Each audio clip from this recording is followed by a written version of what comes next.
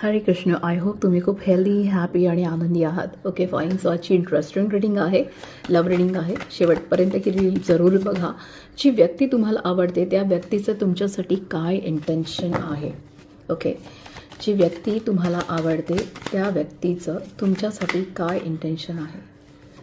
Okay, हे cards मोकळे आले तर मी यांची एनर्जी घेणार.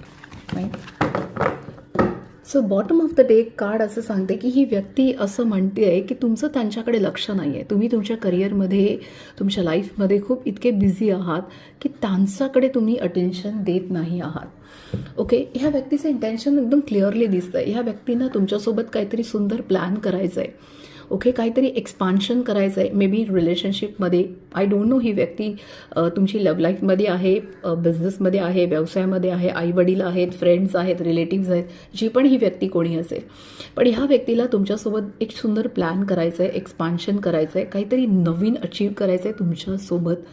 ह्या व्यक्तीला भूतकाळाला विसरून तुमच्यासोबत कदाचित एक नवीन सुरुवात पण करायची आहे. 1 नंबरचं कार्ड आलं आहे. They wanted to have a new start with you.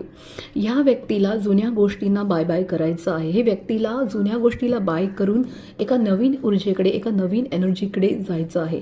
काही काळासाठी ही व्यक्ती तुमच्याशी भावनिकदृष्ट्या डिस्कनेक्टेड होती. ओके, पण आता ह्या व्यक्तीला असं वाटते की पुन्हा नवीन सुरुवात आपण करू शकतो. आपण छान बोलू शकतो, आपण मिसअंडरस्टँडिंग क्लिअर करू शकतो, आपण भावनिकदृष्ट्या पुन्हा एकत्र येऊ शकतो.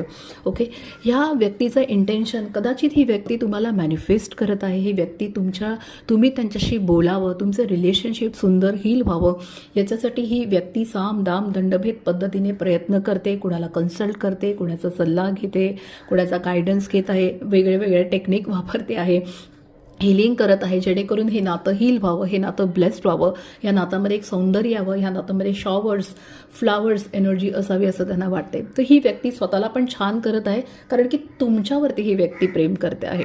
ओके, सो ह्या व्यक्तीला भूतकाळाकडे पाठ फिरवायचं आहे. या व्यक्तीला तुमच्यासोबत एक नवीन सुरुवात, नवीन स्टार्ट करायचं आहे.